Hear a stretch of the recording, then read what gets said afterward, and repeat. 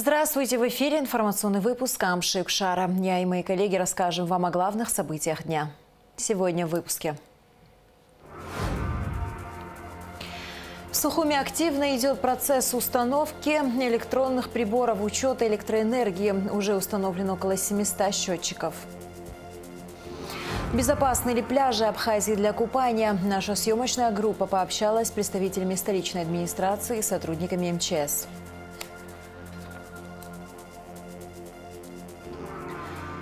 В Сухуме стартовал открытый международный шахматный турнир «Мемориал Чанба-2022». В нем принимают участие 20 спортсменов из городов и районов Абхазии, в том числе и спортсмены из России.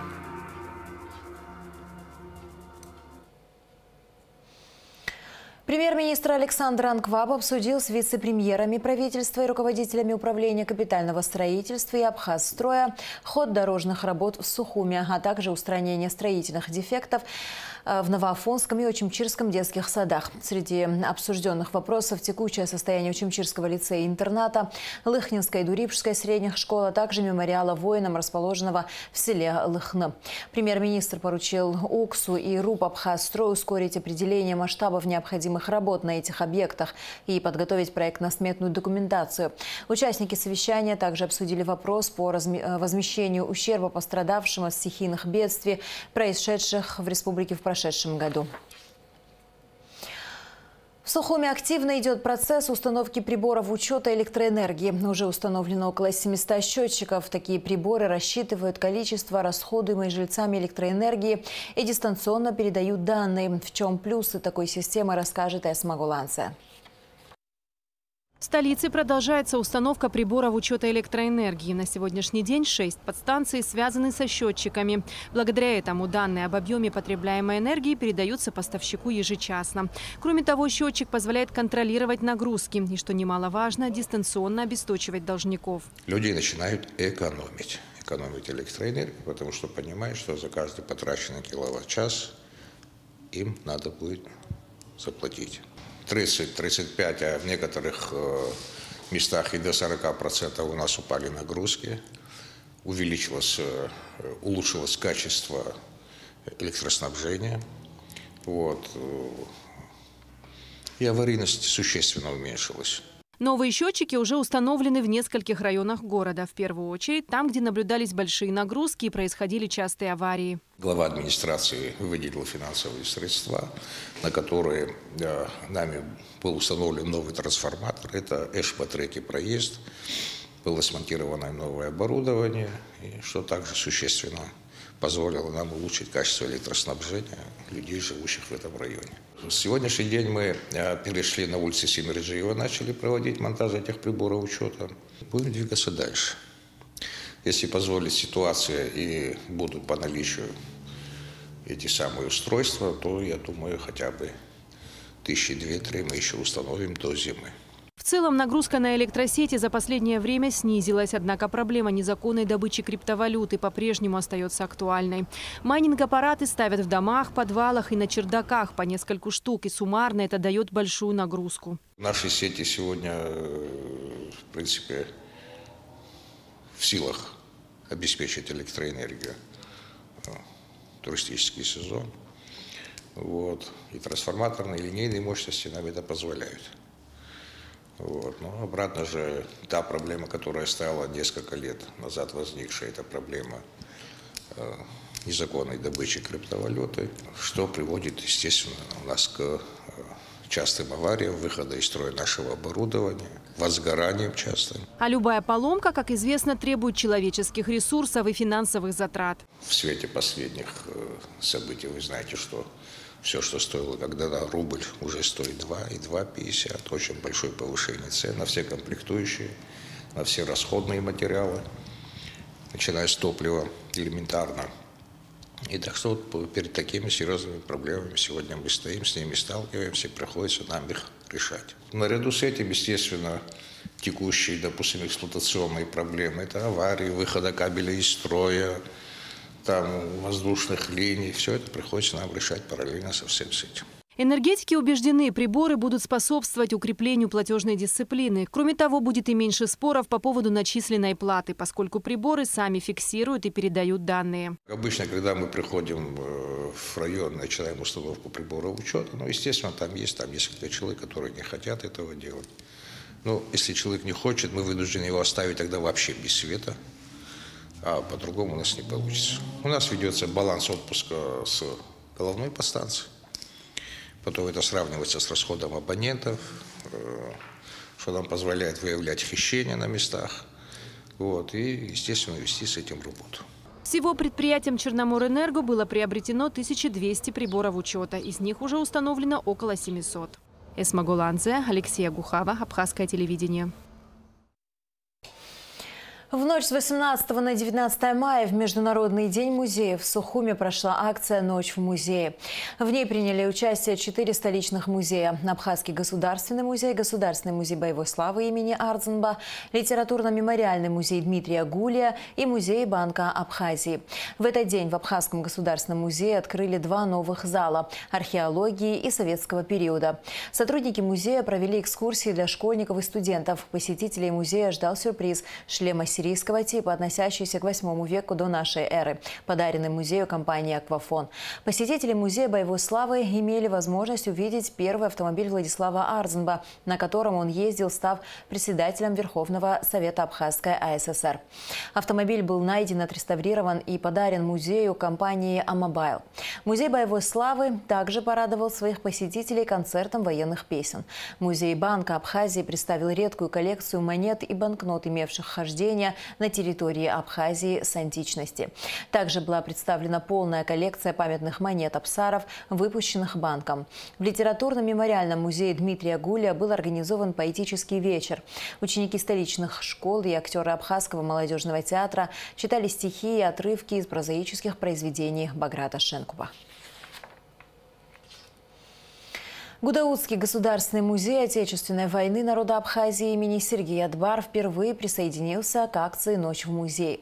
Как сообщает «Спутник Абхазия», открыл мероприятие местный ансамбль «Ахештра».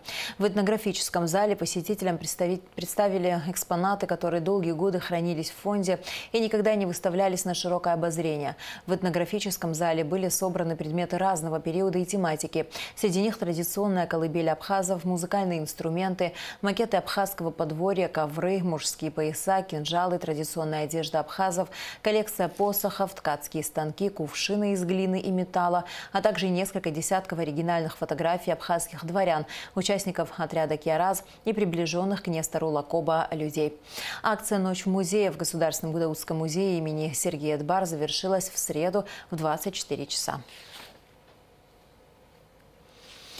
Совсем скоро в республике откроется купальный сезон. Один из главных факторов открытия сезона – безопасность на пляжах. Сотрудники инспекции по маломерным судам МЧС Абхазии ведут разъяснительную работу с главами районных администраций и людьми, арендующими пляжи, на предмет соблюдения специальных предписаний. Тему продолжит Гугут Савардания. Чем ближе купальный сезон, тем сильнее и громче манит шум морского прибоя. И здесь главное – чистота воды, состояние пляжей, раздевалок. В общем, всего, что касается благоустройства береговой зоны. Однако пока пляжи не готовы к открытию. В данный момент идет активная подготовка к предстоящему сезону. Ведутся работы по выравниванию береговой линии. Также, по словам заместителя мэра города Сухум Автандила Сурманидзе, будут приведены в порядок лестничные спуски, ведущие к морю, и установлены новые раздевалки, которые на зимний период будут убирать. Зимой, вы сами знаете, шторм, волны, этот разрывает все. Чтобы не портить, мы таким методом хотим пойти. Во всех районах города в полном объеме сегодня все структуры слаженно, коммунальные службы работают по устранению мусора в городе. Я думаю, что в ближайшее время город у нас будет блестеть. Что касается ларьков, установленных на берегу объекта историко-культурного наследия, то для них будет отведено специальное место. Этим вопросом занимаются архитекторы города. Понятно, люди это используют в своих коммерческих целях. На летний сезон хотят копейку заработать. Мы всегда идем навстречу, но если это соответствует городу. Этим занимаются наши архитекторы, им определять место, где они будут стоять, где они будут зарабатывать свою копейку. Да, многие не хотят. Кто-то перед Дэмом хочет, кто-то перед драмтеатром хочет. Ну, так не получается. Они там временно стоять, их почистят, помоют, покрасят и там определят место, чтобы берегу не мешало. На столичной набережной уже немало туристов. Опрошенные нами люди говорят, что один из минусов – множество бездомных собак. Но в основном впечатления от отдыха хорошие. Хотя так все очень хорошо. Природа классно, что все сохраняете. Что места новые открываете. Вот есть красивые у вас. Молодцы, продолжайте. Мы здесь второй раз, нам нравится. Поэтому, может, еще и третий приедем. Вопрос бездомных собак на улицах города стоит остро. Усыплять или отстреливать животных, несмотря на многочисленные жалобы горожан, в администрации города не собираются. Это негуманно, это никто нас не поймет, и мы этим не будем заниматься. А кто делает собаку бродячей? Мы же сами, горожане же делаем. Люди сами же, когда своих питомников держат, своих собак, допустим, когда они начинают болеть или они от них хотят избавиться, они ночью тихо, спокойно приводят и в городе где-нибудь, вот, когда их никто не видит, они их отпускают. Они становятся бродячими, опасными для окружающих наших горожан и гостей. Ну, работаем над этим. Питомник в Баслах построен, уже до 100 собак уже туда загнали. Мы будем делать все, чтобы бродячих собак в городе не было. Безопасность на пляжах – один из самых главных факторов при открытии купального сезона. Ежегодно в море и реках тонут люди, как местные, так и туристы. Только в прошлом году в Абхазии утонули 20 человек. Основные причины – купание в алкогольном опьянении, в шторм и в местах, где реки впадают в море. Довели, чтобы они выставили там знаки запрета купания. Но и тем не менее, несмотря на то, что там стоят знаки, граждане все равно заходят в этих местах в море. Ежегодно купальный сезон открывается в первой декаде июня. К нему сотрудники инспекции по маломерным судам начинают готовиться за месяц, обсуждая вопросы безопасности на берегу с главами администрации и людьми, арендующими пляжи. Далее выдаются четкие предписания, каким должен быть пляж для безопасного отдыха. Первое – должны быть спасатели и спасательные лодки. Второе – четко обозначена граница заплыва. Третье – очерчены технические зоны для маломерных судов. И последнее – дно должно быть исследовано и очищено водолазами. Если будут эти пункты не выполнены, естественно, мы пляжи не открываем, докладываем министру. Министр докладывает руководству страны, и пляжи будут закрыты документально. Но, как мы знаем, документально закрыты пляжи, но люди купаются, поэтому у нас бывают такие несчастные случаи. Выполнение всех этих предписаний обязательно. На сегодняшний день сотрудники ГИМС МЧС Республики ведут разъяснительную работу на территории всего побережья Абхазии. Главам администрации районов уже выданы необходимые инструкции. Осмотр и очистка подводной части пляжа уже проведена в городе Сухум. Подобные работы пройдут во всех районах Абхазии. Гугу Савардани, Алексей Баструков, Абхазское телевидение. Детское здравоохранение, проблемы и перспективы развития этой области, профилактика детской инвалидности от врожденных пороков развития и многие другие вопросы обсудили в пресс-центре Абхазского телевидения. Также был презентован новый медицинский проект фонда Ашана «Здоровое поколение». Смотрите пресс-конференцию сразу после выпуска новостей. Ушла из жизни ветерана Отечественной войны народа Абхазии сотрудница Гудаутской ЦРБ Лариса Званбая. Награждена медалью за отвагу. За отличную работу и заслуги перед здравоохранением района также награждена ведомственными медалями. Коллектив Гудаутской районной больницы выражает семье Ларисы Званбая глубокие соболезнования. К другим новостям. При Сухумском городском собрании создана общественная комиссия, которая будет рассматривать вопросы по наименованию, переименованию улиц и установлению мемориальных досок в городе Сухум. Такое решение было принято на заседании. Кроме того, депутаты горсобрания заслушали отчет столичного управления о проделанной в 2021 году работе. Репортаж Лауры Капш. У столичного управления здравоохранения 7 подведомственных учреждений, 3 стационарных, 3 амбулаторных и 1 сухумская станция скорой помощи. В городской клинической больнице 240 коек, в инфекционной 60, в городской офтальмологической больнице 30. За 2021 год выполнено койки дней посещения вызовов по всем лечебно-профилактическим учреждениям составила городская клиническая больница 50%. Инфекционная больница при плановой нагрузке 12 600 койко-дней, исполнение 12 247 койко-дней, это 97,2%, и посещение 30 712 человек. По ковид-ПЦР 16 701 человек, забор крови 5 905 человек и рентген 8 106 человек. Ирма Вуба рассказала о количестве больных, обратившихся в течение года в подведомственные учреждения. Также отчиталась о результатах финансово-хозяйственной деятельности. Детская поликлиника при плановой нагрузке 98 360 человек. Количество вызовов и амбулаторного приема 78 247 человек. Это составляет 79,6%. Поликлиника СИНО при плановой нагрузке 24 840, количество вызовов и амбулаторного приема 5593 человека, 22,5% составляет на сегодняшний день. Станция скорой неотложной медицинской помощи при нагрузке 43 200 человек, количество вызовов и амбулаторного приема 17 117 человек, 39,6% составляет станция скорой помощи. Также Ирма Вуба рассказала о показателях лечебно-профилактических учреждений за 2021 год. Первое, значит, у нас идет городская клиническая больница. Всего обслужено 4136 человек. Ну, я считаю, что это по сравнению с другими годами, это мизер за счет того, что у нас были закрыты 3 отделения во время ковида. 3 отделения, которые это терапевтическое, хирургическое и урологическое отделение.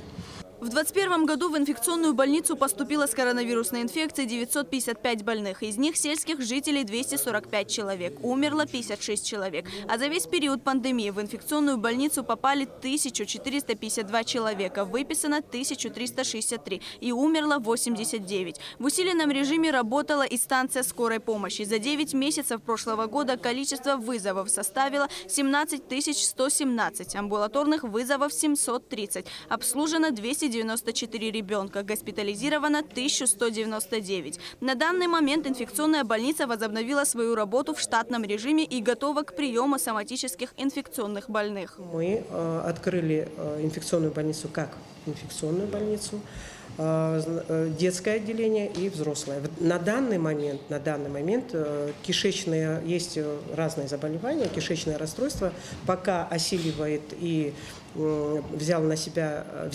детская больница. Ну, на месяц, пока мы еще не определились с этой ликвидацией. Вот. Ну, а другие инфекции, которые, ну, есть разные инфекции, там кори, краснуха, ну, они принимают там детей, назначают. Да, в зависимости от сложности. Заслушав отчет, депутаты городского собрания признали работу столичного управления здравоохранения за 2021 год удовлетворительной. То, что та работа, которая была вами проделана в ковид-центр, вот Саид Мирабович правильно отметил, большое спасибо. Я лично знаком со Стамуром Карбевичем и многими докторами, сам являюсь доктором, поэтому эту проблему прекрасно понимал и в ковид-центрах был. То, что было в городе, не было больше ни в одном городе Абхазии. Я вот коротко скажу, да, то обеспечение, то отношение, то, в принципе, как говорится, взаимодействие докторов между собой, как они друг друга замещали, еще раз скажу, ни в одном городе такого не было. Решением депутатов СГС при горсобрании собрании создана общественная комиссия, которая будет рассматривать вопросы по наименованию, переименованию улиц, проспектов, проездов, переулков, парков, скверов, бульваров, площадей и установления мемориальных досок в городе Сухум. Лаура Капш, Михаил Братухин, Абхазское телевидение. С 25 по 27 мая с гастролями в Абхазский государственный драматический театр имени Чанба приедет антрепризный театр Александра Балуева. 25 мая в 15-19 часов состоится показ музыкально-драматического спектакля «Признание». 26 и 27 мая в 19 часов будет показан комедийный спектакль «Муж в рассрочку». В Сухуме стартовал открытый международный шахматный турнир «Мемориал Чанба-2022». В нем принимают участие 20 спортсменов из городов и районов Абхазии, в том числе и спортсмены из России. Репортаж Адисы Сагария. Турнир памяти Юрия Самсоновича Чанба проводится уже много лет. Организаторами мероприятия являются Госкомитет по делам молодежи и спорту и Федерация шахмат Абхазии. Я лично тоже была знакома с Юрием Самсоновичем Чанба. Он великолепный, он любил шахматы, он любил спорт. И всегда как-то мне очень сильно помогал он развитию шахмат в Абхазии. Я, конечно, те года не помню, когда вот что рассказывает Константин Андреевич, но я позже уже как-то была, когда он был председателем Госплана, он был председателем Федерации шахмат Абхазии, вот тогда мы с ним были знакомы, и как бы все было прекрасно, все в честь него. Я рада, что мы его вспоминаем. Юрий Чанба был известным государственным и общественным деятелем, возглавлял Федерацию шахмат Абхазии. С его участием проводились крупные международные турниры. Также с именем Юрия Самсоновича связана реконструкция аэродрома Бабушара и открытие троллейбусных линий в Сухуме. Могу напомнить, самое интересное, это был финал чемпионата мира по шашкам. Финал чемпионата мира по шашкам, 100-клеточные шашки, которым было приковано внимание всего спортивного мира, проходил у нас в драмтеатре, в фойе драмтеатра. Голландия, СССР была игра. Кроме того, был четвертьфинал Кубка мира здесь, в Абхазии. Он организовывал Чанба.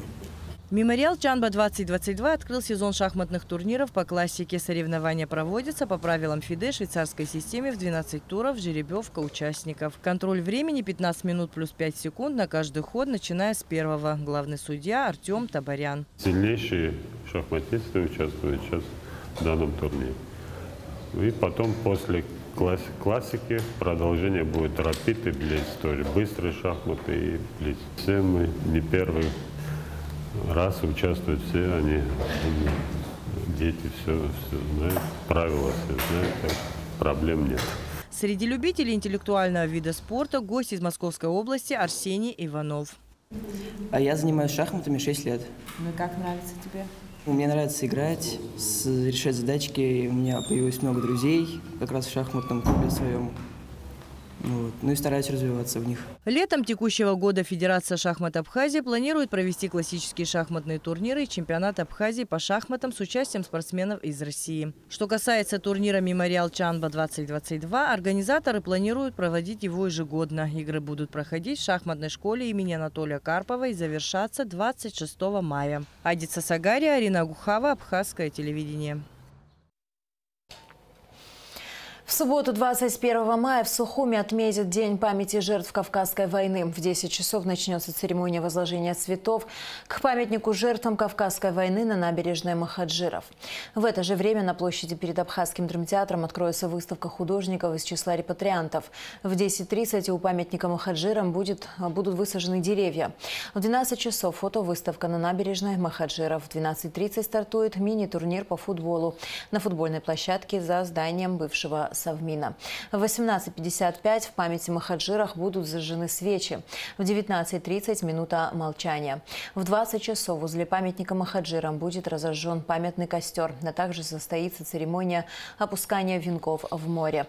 В этот же день состоится легкоатлетический кросс, большие забеги нартов. Министерство обороны Абхазии объявляет прием документов на обучение в высших военно-учебных заведениях Министерства обороны Российской Федерации. Прием документов будет проводиться с 23 мая по 21 июня в Министерстве обороны Республики с 10 до 15 часов с перечнем специальностей и необходимыми документами. Для допуска к вступительным испытаниям можно ознакомиться на КПП Минобороны. Телефоны для справок 229 77 47, 229 77 28. И в завершении выпуска о погоде.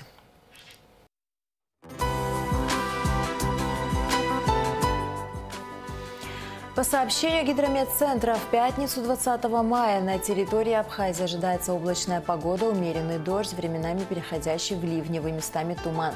Температура воздуха ночью 7-12, днем 11-16 градусов, температура морской воды 15 градусов.